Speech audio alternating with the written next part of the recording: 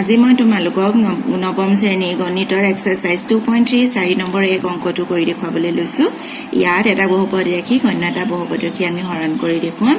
ভাগ এক আৰু ভাগ ফল নিৰ্ণয় কৰিবলৈ দিছে দীৰ্ঘ হৰণ প্ৰক্ৰিয়াৰে। তো ভাগ এক উপপাদ্য সহায়তো আমি কৰিছোৱে ইতিমধ্যে 3 নম্বৰ অংকটোলৈকে। 4 নম্বৰ অংকটোত আমি দীৰ্ঘ হৰণ প্ৰক্ৰিয়াৰে কৰি চাম। আৰু এইটো শিকিব লাগিব এই কাৰণে ক্লাছ 10ত এনেকুৱা এটা সম্পূৰ্ণ অনুশীলনী আছে য'ত আমি এনেকে এটা বহুপদ ৰাখি অন্য এটা বহুপদ ৰাখি হৰণ কৰি ভাগফল আৰু ভাগে উলিয়াও। তো ইয়াত আমি চাম প্ৰথমতে যেটো ভাজ্য আছে ভাজ্যটোৰ চলকৰ যিখিনি সূচক আছে সূচকখিনি অধক্ৰমত আছে নে নাই, তাৰমানে ডাঙৰৰ পৰা সৰুলৈকে আছে নে নাই। যদিহে নাথাকে আমি সজাই লম ডাঙৰৰ পৰা সৰুলৈকে। ধৰা এনেকে যদি সৰুৰ পৰা ডাঙৰলৈ আছে, এইটো ডাঙৰ আছে সৰুটো আছে মানে x আছে, তাৰপিছত x স্কয়াৰ লগা আছে, তো আমি কি কৰিম x স্কয়াৰ লগা টাৰ্মটো আগত আনি তাৰপিছত x টো লিখিম। গম পাইছা নহয়? তেতিয়াহ'লে 2 1 0 এনেকে ক্ৰম অনুসাৰে সৰু হৈ গৈ থাকিব। তো ইয়াত কি কৰিম আমি সিৰিয়ালি সজাই লম। ঠিক তেনেকে ভাজকটোকো আমি ভাজকৰ ইয়াত ধৰা এইটো ৰৈখিক বহুপদ আছে, গতিকে আমাৰ ইমান সমস্যা নহয়। যদি সেই ইয়াত পদ কেইবাটাও থাকে আৰু চলকৰ ধৰা ঘাত কেইবাটাও বিভিন্ন ধৰণৰ থাকে, দ্বিঘাত ত্ৰিঘাতৰ হয় বহুপদটো, তেতিয়াহ'লে আমি ঠিক তেনেধৰণে এনেকে সজাই ল'ম ডাঙৰৰ পৰা সৰুলৈকে। তাৰপাছত আমি ইয়াৰ প্ৰথমতে যিটো সৰ্বোচ্চ ঘাত আছে আৰু ইয়াৰ যিটো সৰ্বোচ্চ ঘাত আছে সেই দুটাক চাম। ইয়াৰ সৰ্বোচ্চ ঘাতটো মানে ইয়াত x কিউব আছে আৰু ইয়াত আছে x কিউবক x এৰে হৰণ কৰিলে x স্কয়াৰ হ'ব। জানাই তোমালোকে সূচকৰ বিধি অনুসৰি সূচকৰ বিধিটো এনেকুৱা আছিল x to the power m minus x to the power m divided by x to the power n হলে আমি x to the power m minus n লিখো। হৰণত কি হয় সূচক বিলাক বিয়োগ হয়। তো আমি এনেকে 3 minus 1 কৰি 2 পালো। তাৰ মানে x স্কয়াৰ বাৰ গল। x কিউবক x এৰে হৰণ কৰিলে x স্কয়াৰ বাৰ যায়। তো আমি ইয়াত x স্কয়াৰ বাৰ দিলো। x স্কয়াৰ আৰু x পূৰণ কৰি তেতিয়াহলে কি পালো x কিউব পালো। তাৰ পাছত ইয়াত এইটো পদৰ লগত এইটো পদহে পূৰণ কৰিলো। যেহেতু দ্বিপদ এটাক এক পদেৰে পূৰণ কৰিলে আমি দুটা পদ পাওঁ, দ্বিপদে পাওঁ। গতিকে এইটোৱে পূৰণ কৰি এইটো হয় আৰু এইটোৰ লগত পূৰণ হ'ব, মানে 2x ৰ লগত পূৰণ হ'ব। 2x ৰ লগত x স্কয়াৰ পূৰণ কৰিলে মাইনাছ 2x স্কয়াৰ হয়। তো এতিয়া ইয়াত যেটো চিন আছে সেই চিনটো আমি উভতাই লম। মানে যদি প্লাস থাকে মাইনাস হ'ব, মাইনাস থাকিলে প্লাস হ'ব।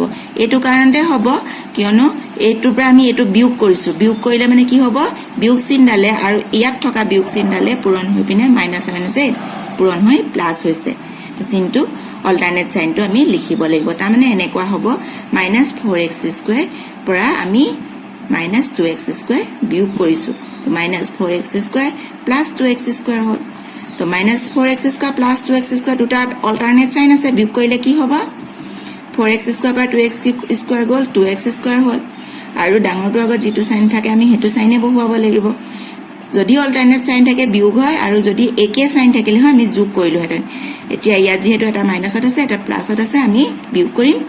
4x স্কয়াৰ পৰা 2x স্কয়াৰ গ'ল 2x স্কয়াৰ থাকিলে আৰু ডাঙৰটো আগত মাইনাস চিন তো মাইনাস হ'ল। তো আমি ইয়াত বিয়োগ কৰি পালো 2x স্কয়াৰ। এবাৰ ওপৰৰ পৰা 2x টো নমোৱা। এবাৰ আমাৰ ইয়াত চলক ৰাশিটোৰ ইয়াত হহকটো কি আছে মাইনাস 2x আছে। গতিকে প্ৰথমতে আমি ইয়াত মাইনাস 2x টো মাইনাস 2 টো বহুৱাই লম। তাৰ পাছত ইয়াত x স্কয়াৰ আছে। x স্কয়াৰক x এৰে হৰণ কৰিলে কি হয় এইখিনি দৰে। x স্কয়াৰক x এৰে হৰণ কৰিলে কি হয় 2 minus 1 মানে x to the power 1 মানে x। গতিকে ইয়াত x বাৰ যাব হল। 2x বাৰ গলে x ৰ লগত কি হ'ব 2x স্কয়াৰ। তাৰ পাছত মাইনাস 2x ৰ লগত মাইনাস 2 পূৰণ কৰিলো মাইনাস 4x। এবাৰ আকৌ এটো মাইনাস যেহেতু আছে আমি প্লাস কৰি লম চিনটো। এবাৰ 2x প্লাস 4x কিমান হ'ব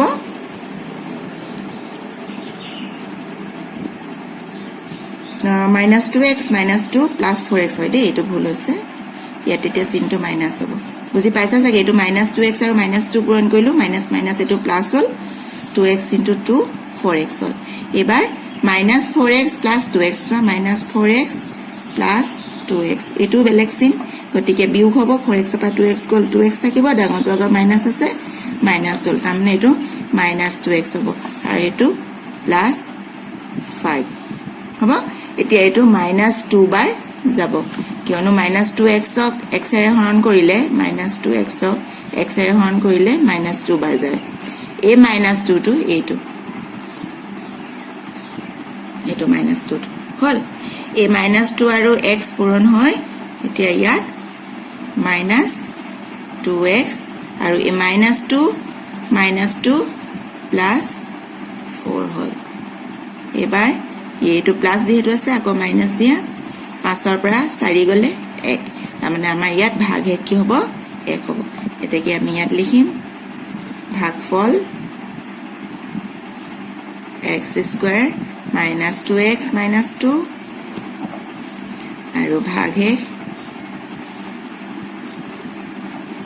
1 এটো হ'ব বুজি পাইছানে আকৌ এবাৰ মই দেখাই দিছো x এৰে x কিউব হৰণ কৰিলো x স্কয়াৰ বাৰ গল তাৰমানে x স্কয়াৰ আৰু x এই দুটা পূৰণ কৰি আমি এটো পাব লাগিব ইয়াত যেটো দিবা খেটোৰ লগত ইয়াত এটো পূৰণ কৰি এটো পাব লাগে তো x স্কয়াৰ লগত x পূৰণ কৰিলো x কিউব হল x স্কয়াৰ লগত -2x পূৰণ কৰিলো -2x স্কয়াৰ হল এতিয়া 4x স্কয়াৰৰ পৰা -2x স্কয়াৰ বিয়োগ কৰিলো যেহেতু বিয়োগে বিয়োগে যোগ হয় গতিকে এটো +2x square -4x square -2x square হল +2x ওপৰৰ পৰা নমালো এবাৰ -2x স্কয়াৰক x এৰে হৰণ কৰিলো -2x হল এই -2x টোৱে -2 এ পূৰণ কৰিলো +4x হল +4x টো +2x ৰ পৰা বিয়োগ কৰিলো বিয়োগ কৰাৰ কাৰণে কি হল -2x হল ইয়াত মই কৰি দেখাইছো এফালে -2x হল -2x আকৌ ওপৰৰ পৰা 5 নামিলে +5 হল